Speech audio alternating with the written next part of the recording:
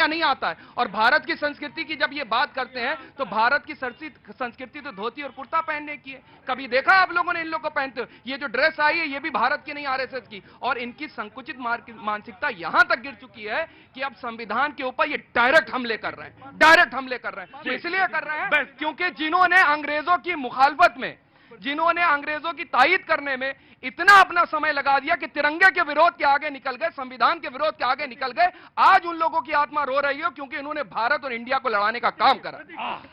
आत्मा उनकी रो रही है जिनको लग रहा है 24 में सत्ता जा रही है, हमारी कोई आत्मा नहीं रो रही। और एक इंपॉर्टेंट बात, एक मिनट प्लीज, 5 सेकंड मुझे कंप्लीट करने दीजिए। इन्होंने कहा संविधान, आर्टिकल 1 इसी संविधान का हिस्सा है जिसके तहत इंडिया इक्वल टू भारत है। और एक बात, इन्होंने आरएसएस पे कहा, इन्होंने आरएसएस की बात कहा। आरएसएस का स्लोगन है नमस्ते सदा वत्सले मातृभूमि त्वया हिंदू भूमि शुकम वर्धितो हम, अर्थात हे मातृभूमि तुमने जो मुझे जीवन दिया है मैं तुम्हें सत नमन करता हूं भारत माता तुझे। और संविधान के तहत भारत ना ना ना ना ना ना ना ना ना। देखिए भाई, मैं कोई भाषण देने नहीं आया, इसलिए ऊंचाई पे नहीं आया। किसी ने कहा कि ये जव्वाद भाई बोले, मेरे कान में पड़ी आवाज सिवाय नौटंकी। नहीं नहीं साहब, हुजूर, नौटंकी वाले शब्द सिर्फ आप मुझे बोल सकते हैं क्योंकि ये मुझे उससे, मैं ड्रामे का आदमी हूं, मेरे सर माथे नौटंकी। लेकिन बहस को इसलिए क्योंकि वो कोई अगर संस्कृति पे बात कर रहा है, आप तर्क लाइए ना। जब बात तर्क से नहीं बचना चाहिए, तर्क लाइए। लेकिन इस शब्द को आप छोटा मत करिए। जी, मैं 5 सेकंड दे रहा हूं, 5 सेकंड, लेकिन पहले कांग्रेस, ऑफकोर्स, लेकिन मैं पहले कांग्रेस को दूंगा। जी प्रतीक जी, माफी, पहले थोड़ा देर से आया। प्रतीक जी, चूंकि ये डिबेट का ऐसा कोरम है आपका और अच्छा लगता है, मैं तो बहुत पुराना आपका साथी हूं यहाँ। जिस तरह से इस देश में बंटवारे की राजनीति लगातार चलती रही, मानसिक तौर पे आप बंटवारा कर रहे हैं, कभी हिंदू मुस्लिम पर, कभी जाति धर्म पर, कभी क्षेत्र पर, अब जो है बांटते कहां पहुंच गए, इंडिया और भारत को बांटने लगे। अरे इससे बड़ा दुखद कुछ नहीं होगा। सत्ता सियासत आप करिए, राजनीति में रहिए, लेकिन देश रहेगा तब आप राजनीति कीजिएगा। देश का रहना जरूरी है।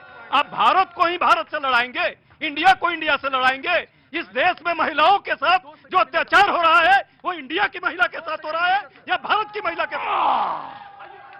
आ गया ना?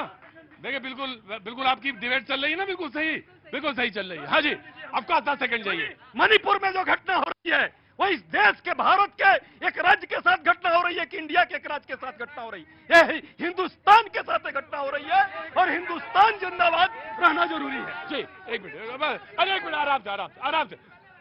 पानी नहीं पिया कि नहीं पिया? चाय पिलाया इन लोगों ने? नहीं पिलाया।